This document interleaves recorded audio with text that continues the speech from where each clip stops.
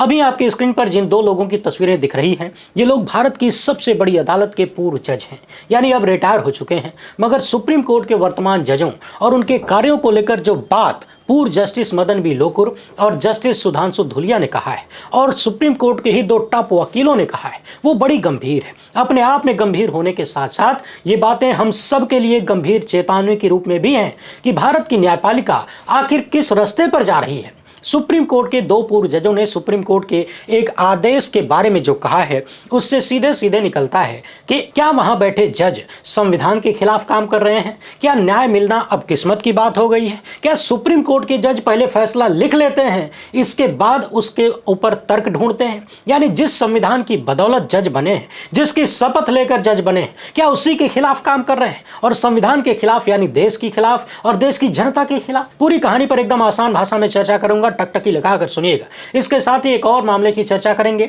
जहां पर supreme court के वरिष्ठ अधिवक्ता कपिल सिब्बल ने अदालत के भीतर एक ऐसी बात रख दिया है जो भारतीय न्यायपालिका के गंभीर रूप से बहुत बीमार होने का संकेत देता है।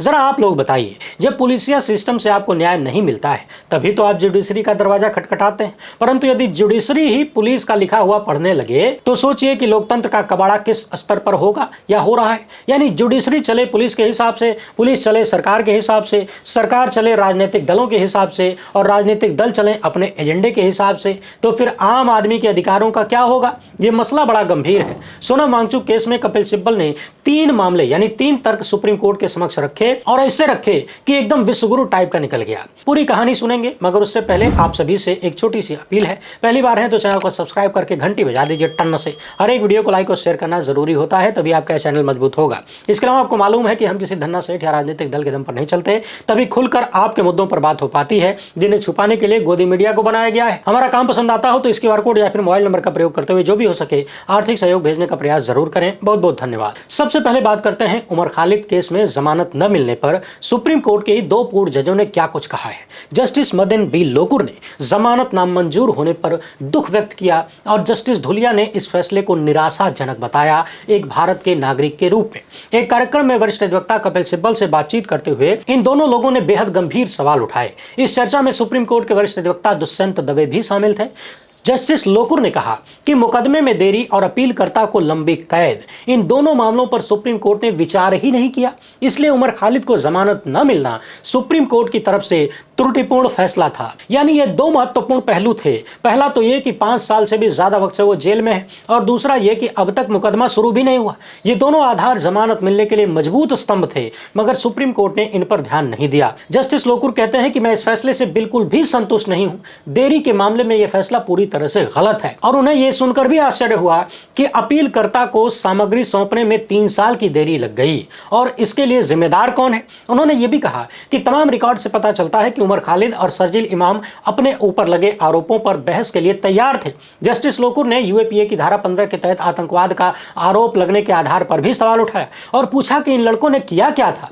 कुछ बैठकों में हिस्सा लिया, व्हाट्सएप ग्रुप बनाया, भाषण दिया, पर्चे बांटे, ये सब आतंकवादी गतिविधि कैसे हो गई? जस्टिस लोकुर की बातों का समर्थन करते हुए जस्टिस धूलिया ने कहा कि भारत के नागरिक के रूप में यह फैसला मेरे लिए भी पूरी तरह से निराशाजनक है। जस्टिस धूलिया ने कहा कि इस फैसले में 3 जजों की पीठ द्वारा दिए गए भारत संघ बनाम नजीब मामले के फैसले की गलत व्याख्या की गई। यानी सोचिए, सुप्रीम कोर्ट के एक पूर्व जज कह रहे हैं कि सुप्रीम कोर्ट में बैठे वर्तमान जजों ने सुप्रीम कोर्ट के ही 3 जजों के पुराने फैसले की गलत व्याख्या किया। जस्टिस धूलिया ने कहा कि नजीब मामले में यह माना गया था कि लंबी कैद और मुकदमे के जल्दी पूरे होने की संभावना यदि नहीं है तो UAPA की धारा 43D(5) के प्रावधानों के बाद भी जमानत देने का आधार है। हालांकि खालिद मामले के फैसले में लंबी कैद के पहलू पर विचार किया गया और मुकदमे के पूरा होने की संभावना पर कोई चर्चा ही नहीं हुई। जस्टिस धूलिया ने कहा कि नजीब मामले में 200 गवाहों की जांच की जानी थी, जबकि इस मामले में 900 गवाहों की जांच की जानी है। इसलिए निकट भविष्य में मुकदमा पूरा होने का दूर दूर तक कोई संभावना नहीं है। यह पूरी तरह से असंभव है। कपिल सिब्बल ने बातचीत में कहा कि आरोप पत्र 3000 पन्नों का है और दस्तावेज 30,000 पन्नों के। सोचिए, 33,000 पन्ने हैं। अब आप दर्शक कल्पना करिए कितना समय लग जाएगा। पिछले दिनों सुप्रीम कोर्ट के इन दो जजों ने उमर खालिद की एक तो जमानत को खारिज कर दिया, ऊपर से यह भी कह दिया कि अगले 1 साल तक जमानत की याचिका न लेकर आना, या फिर जो दूसरी शर्त लगाई वो पूरी होने वाली नहीं है क्योंकि इतनी जल्दी गवाही हो नहीं पाएगी, 900 लोगों की करनी है। यानी अब 1 साल तक उमर खालिद और अन्य लोग जमानत याचिका भी नहीं लगा सकते। जस्टिस धुलिया ने इसे भी लेकर गंभीर सवाल उठाया और पूछा कि यह प्रतिबंध कहां से लेकर आए, कौन लेकर आया, कहां से आ गया कि अगले 1 साल तक जमानत याचिका नहीं आएगी। सोचिए ये बातें कितनी गंभीर है। न्यायिक प्रक्रिया, न्याय, संविधान सब कुछ ताक पर रख दिया गया है। सुप्रीम कोर्ट के पुराने फैसलों की गलत व्याख्या करके फैसले किए जा रहे हैं और मनमाने प्रतिबंध लगाए जा रहे हैं। सुप्रीम कोर्ट के पूर्व वरिष्ठ अधिवक्ता दुष्यंत दवे ने कहा कि इस मामले में जजों ने पहले अपना फैसला सुना दिया और फिर उसके पीछे तर्क खोजने की कोशिश की। दुष्यंत दवे ने भी नजीब मामले में बाध्यकारी मिसाल को नजरअंदाज करने के लिए सुप्रीम कोर्ट के इन जजों की आलोचना की और साथ ही उन्होंने यह भी याद दिलाया कि उमर खालिद के मामले में जिस दिन सुप्रीम कोर्ट ने फैसला सुनाया उसी दिन, यानी जिस दिन जमानत को खारिज किया उसी दिन इन्हीं दोनों जजों ने अडानी पावर मामले में भी, यानी सेठ के मामले में भी, प्रधानमंत्री के परम मित्र के मामले में भी फैसला सुनाया था, इन्हीं दोनों जजों ने। वैसे आपको याद तो होगा ही, हमने इनके इन दोनों फैसलों और दोनों मिलार्डों का जिक्र किया था एक साथ एक ही वीडियो में। इस वीडियो में नहीं देखे हैं तो जरूर देखिएगा कि कैसे एक तरफ अल्पसंख्यक समुदाय से आने वाले 2 पढ़े लिखे विद्वान नौजवानों को इतनी साल की कैद के बाद भी अनाप शनाप बोलकर जमानत रोक दिया जाता है, और वही जज साहब लोग उसी दिन सेठ के मामले में गुजरात हाईकोर्ट के एक बड़े फैसले को नजरअंदाज कर देते हैं और सेठ को राहत देते हैं। कथित रूप से सत्तापरस्त फैसला आता है। इन लोगों ने साफ साफ कहा कि सुप्रीम कोर्ट का रवैया लगातार असंगत होता जा रहा है। अब न्याय मिलना किस्मत का खेल है। अब न्याय का मिलना इस बात पर निर्भर करता है कि आपका मामला किस बेंच में गया है। वैसे आपको याद दिला दें, बेंच तय होते ही सुप्रीम कोर्ट में चर्चा होने लगती है, लोग जान जाते हैं कि क्या फैसला होने वाला है। इन लोगों का कहना है कि इन लड़कों ने किया क्या था, इन्हें तो गिरफ्तार भी नहीं किया जाना चाहिए था। मुझे अब तक समझ नहीं आता कि इनके खिलाफ प्रथम दृष्टया मामला बन कैसे गया, कैसे बन सकता है। इन्होंने न तो बम का इस्तेमाल किया, न विस्फोटक का इस्तेमाल किया, न हिंसा की और न ही किसी की जान ली, तो फिर यह मामला किस बारे में है। जबकि दूसरी तरफ कई नेताओं ने भड़काऊ बयान दिए जिससे भयंकर दंगे हुए, मगर उनके खिलाफ कोई कार्रवाई नहीं की गई। इन छात्रों ने भला कहां दंगे भड़काए। दुष्यंत दवे कहते हैं कि मुझे हैरानी होती है कि सुप्रीम कोर्ट सरकारी पक्ष की दलील को इतनी आसानी से मान लेता है। आप लोगों ने मिलकर उन छात्रों का भविष्य बर्बाद कर दिया। इसके लिए ये जज जिम्मेदार हैं, सुप्रीम कोर्ट के जज। बहुत ही दुखद व्यवस्था चल रही है। कपिल सिब्बल कहते हैं कि दिल्ली दंगों में जो वास्तविक हिंसा हुई उसमें 750 एफआईआर दर्ज की गई है और उनमें से किसी में भी उमर खालिद और शर्जील इमाम को आरोपी के रूप में नामजद नहीं किया गया है। कपिल सिब्बल कहते हैं कि यह मामला केवल सरकार द्वारा इन युवाओं को सबक सिखाने की कोशिश का नजर आता है। जस्टिस लोकुर ने भी इस पर सहमति जताते हुए कहा कि हाँ, बिल्कुल यही नजर आता है। उधर जस्टिस धुलिया ने फैसले में अनुच्छेद 21 की भी बात किया और आलोचना करते हुए कहा कि यह कैसे कहा जा सकता है कि अनुच्छेद 21 के मौलिक अधिकार यूएपीए की वैधानिक कठोरता के सामने छोटे हैं। जस्टिस धुलिया का कहना है कि यह तर्क मैं पहली बार सुन रहा हूं। यह सुप्रीम कोर्ट है, अनुच्छेद 21 है और धारा 45D5 भी है। सुप्रीम कोर्ट अनुच्छेद 21 के दायरे को नहीं देखता। जस्टिस धुलिया ने कहा कि अगर अनुच्छेद 21 की यही समझ है सुप्रीम कोर्ट के जजों के भीतर, तब तो हम में से कोई भी सुरक्षित नहीं है, कभी भी किसी को भी कुछ भी किया जा सकता है।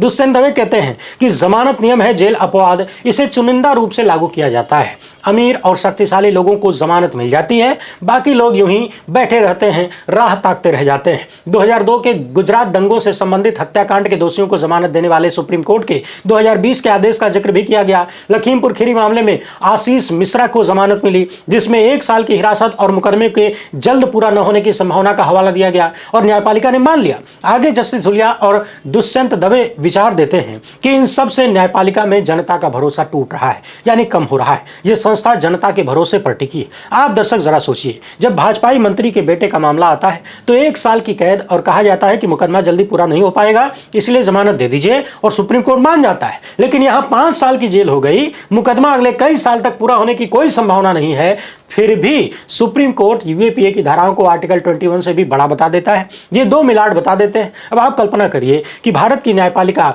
और भारत का लोकतंत्र किस रास्ते पर जा रहा है। उधर सोनम वांगचुक के मामले में भी गजब गजब की कहानी सामने आ रही है। हालांकि ये तो सबको पहले से मालूम है कि वांगचुक के साथ क्या और क्यों हो रहा है, मगर कानूनी दांवपेच भी जरा देखिए। सुप्रीम कोर्ट के भीतर सीनियर एडवोकेट कपिल सिब्बल ने 3 प्रमुख तर्क रखे, उन्हें शॉर्ट करके सार बता रहा हूं, ध्यान दीजिएगा। सिब्बल ने कहा कि जिन 4 वीडियो के आधार पर सोनम वांगचुक को हिरासत में लिया गया वो वीडियो उन्हें उपलब्ध ही नहीं कराया गया। यानी किस आधार पर हिरासत में लिया गया यही नहीं पता। सिब्बल कहते हैं कि इसकी वजह से हमारा प्रभावी प्रतिनिधित्व का अधिकार प्रभावित होता है।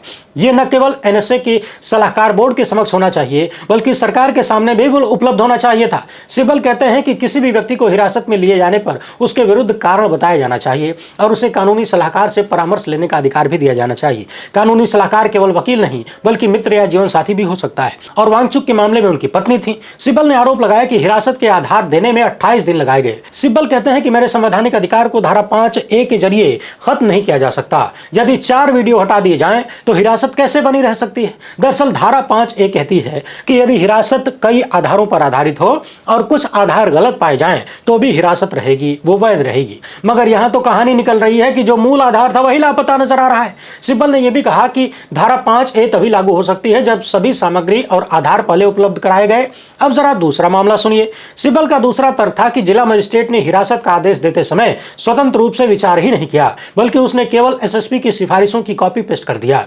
26 सितंबर 2025 की एसएसपी की रिपोर्ट का केवल पहला ही पन्ना उन्हें मिला, जिससे यह साफ होता है कि जिला मजिस्ट्रेट ने अपना दिमाग लगाया ही नहीं। यानी सोचिए, मजिस्ट्रेट के सामने पेशी क्यों होती है? ताकि वो देख सके कि हिरासत सही है या नहीं है। यहां क्या हुआ, मजिस्ट्रेट ने चुपचाप एसएसपी की बातों को मान लिया, अपना दिमाग लगाया ही नहीं।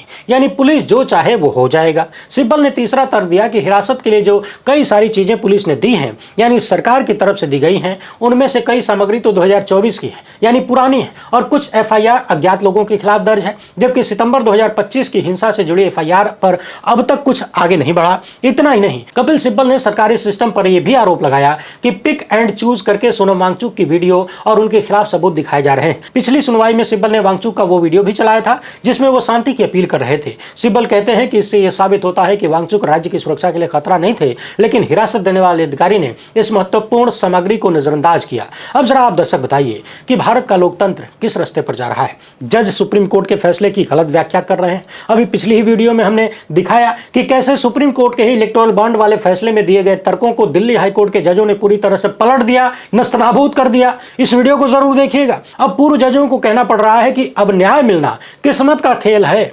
असंवैधानिक और गलत फैसले जज लिख रहे हैं, पहले फैसला लिख देते हैं, बाद में तर्क ढूंढते हैं। इस तरह की बात कही जा रही है। क्या गजब का अमृतकाल चल रहा है।